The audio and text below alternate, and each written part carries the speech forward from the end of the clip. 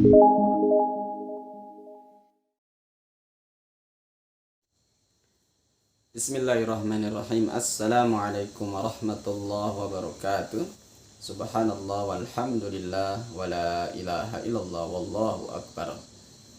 Sahabatku yang dimuliakan Allah Subhanahu wa taala, mudah-mudahan kita selalu dalam kenikmatan amal saleh dan selalu diberikan keistiqomahan, kemudahan di dalam menjalankan amaliyah kita, kewajiban kita, kebaktian kita kepada Allah Subhanahu wa taala.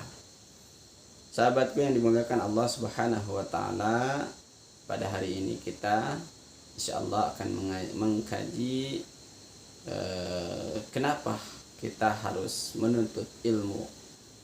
Ada beberapa alasan kenapa kita harus menuntut ilmu. Yang pertama, bahwasannya menuntut ilmu itu adalah kewajiban bagi setiap muslim. Talabul ilmi fardhatun 'ala kulli muslim. Sesungguhnya menuntut ilmu itu adalah wajib untuk setiap muslim.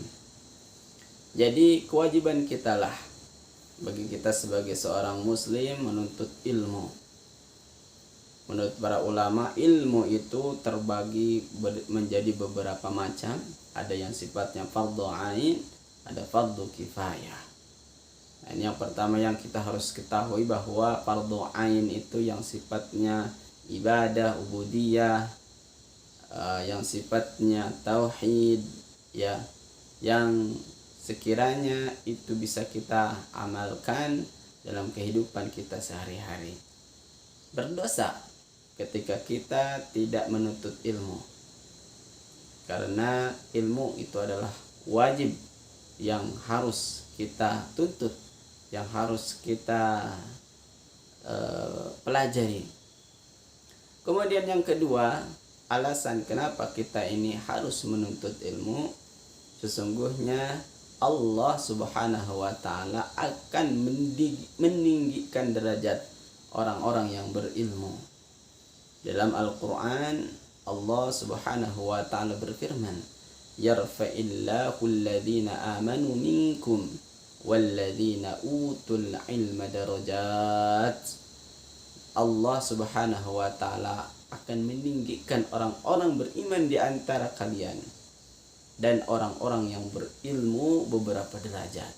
Janji Allah Subhanahu wa taala, barang siapa yang memiliki ilmu, maka Allah akan meninggikan derajat kita.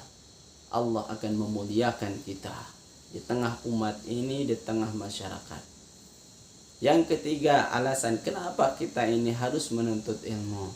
Ternyata menuntut ilmu, khususnya ilmu yang sifatnya ukhrawi, ya, itu akan memudahkan jalan menuju ke surganya Allah Subhanahu wa taala.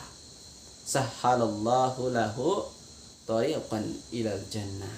Ya, barang siapa yang menempuh suatu ilmu, maka Allah Subhanahu wa taala akan memudahkan jalannya menuju ke surganya Allah Subhanahu wa taala. Hari ini kita berlelah-lelah menghafal Quran, mentadaburi Quran, berjalan menuju ke majelis ilmu, tapi demi Allah, Allah Subhanahu wa taala tidak akan menyia-nyiakan amaliyah kita. Mudah-mudahan Allah Subhanahu wa taala memudahkan, ya, jalan kita kelak ke surganya Allah Subhanahu wa taala. Kemudian alasan berikutnya kenapa kita ini harus menuntut ilmu, ternyata ilmu itu salah satu syarat diterimanya ibadah kita. Kata para ulama, ada dua syarat agar diterima ibadah kita. Yang pertama adalah ilmu wal ittiba, ilmu dan mengikuti Rasulullah sallallahu alaihi wasallam. Sebanyak apapun ibadah kita, kalau tidak mencontoh Rasulullah sallallahu alaihi wasallam, maka akan tertolak amaliyah kita, ibadah kita. Yang kedua apa? Agar diterima ibadah kita, yakni ikhlas, hanya mencari wajah Allah Subhanahu wa taala, bukan mencari siapapun. bukan karena siapapun, tapi karena mengharap ridho Allah Subhanahu wa taala. Yang selanjutnya, kenapa kita ini harus menuntut ilmu? Ternyata pahala menuntut ilmu itu adalah pahala yang akan terus mengalir pahalanya meskipun kita sudah tiada.